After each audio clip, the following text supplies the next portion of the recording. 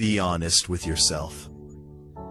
How many times have you said, "This is the last time," and somehow you ended up right back there again? You didn't plan it. You didn't even want it, but in a moment, something inside you just gave in. Maybe it started small, a glance, a thought, a scroll you shouldn't have kept going on.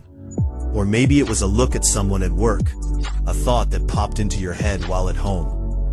Or something you noticed at school that shouldn't have caught your attention. And then suddenly, you're deeper than you meant to go. And right after, that feeling hits. Guilt, shame, frustration. Here's the truth most people miss. You didn't lose in the big moment. You lost in the small one. That quiet second when the thought first entered your mind. Think about it. You're at work, focused on your tasks, or sitting at home, minding your business, or at school, trying to concentrate on classes. And then something appears, something you notice, a thought that sparks. At first, it feels normal, but something about it makes you pause, and in that moment, your mind whispers, "It's not that bad, just one more look. See how they look." And right there, that's where the battle was. Not later, right there. The Bible says, "Take every thought captive to obey Christ." 2 Corinthians 10:5. Every thought, not later, not after it grows. Right there, in the moment. Most people fight this the wrong way. They try to resist. "I won't think about it. I won't do it." But the more you sit there trying not to think about it, the more your mind stays on it. And eventually, you give in. That's why Scripture says, "Do not be overcome by evil, but overcome evil with good." Romans 12:21. Notice that. Not just resist evil, replace it. And this is where everything changes for you. There was a man in the Bible who understood this, even under pressure. His name was Joseph. He wasn't dealing with a screen. He was dealing with real, constant temptation from Potiphar's wife, day after day. No one would have known if he gave in. No one was watching. But when the moment came, he didn't stay. He didn't debate. He didn't try to handle it. He ran. Why? Because he understood something powerful. If you stay too long, you lose. And that's exactly where your breakthrough is. Not in trying to be strong later, but in acting quickly at the beginning. So here's the habit that can change your life. The 3-second rule. The moment that image shows up, the moment that thought enters your mind, you have 3 seconds. That's your window. That's your chance to take control before temptation gains ground. Redirect, bless, pray. 1. Redirect.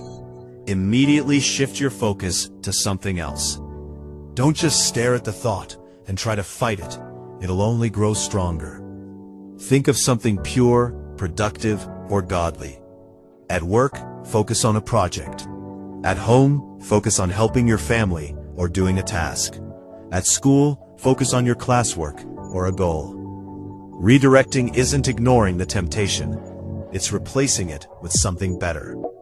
2. Bless. Next, speak a blessing over the person or the situation. Pray quietly. God bless this person. Protect them. Guide their life. Shift your mind from seeing them as an object to seeing them as a child of God.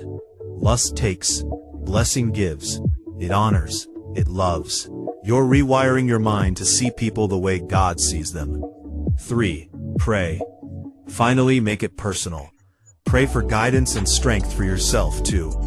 God, help me keep my thoughts pure. Give me strength to stay pure in my mind and heart. Help me take every thought captive and walk in freedom. Prayer is the bridge. It's not just spiritual, it's a neural reset. Over time, your brain learns to replace lust with love, honor, and respect. Do this consistently. At home, at school, at work, on your phone. Every single temptation counts. Redirect, bless, pray. Over time, this small habit transforms your mind. Thoughts that used to pull you in no longer have power. Urges that used to feel uncontrollable become manageable. Your mind becomes a sanctuary, not a battlefield. Imagine this. You're at work, home, or school. You notice something that used to pull you in. But this time, you don't pause. You don't stare. You don't fall. You move on in peace. That's freedom. Not that temptation disappears, but that it no longer controls you. So next time that moment comes, remember Joseph. He didn't stay to prove he was strong. He removed himself immediately.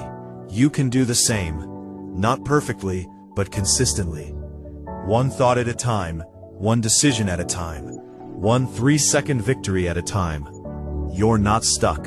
You're being trained, and your freedom starts with the next thought you choose to take captive. If this spoke to you, start today. The next time a thought comes, use the 3-second rule. Redirect, bless, pray. And if you want more guidance on walking in purity and freedom, subscribe to this channel, share this video with someone who struggles, and leave a comment below about your 3-second victory today.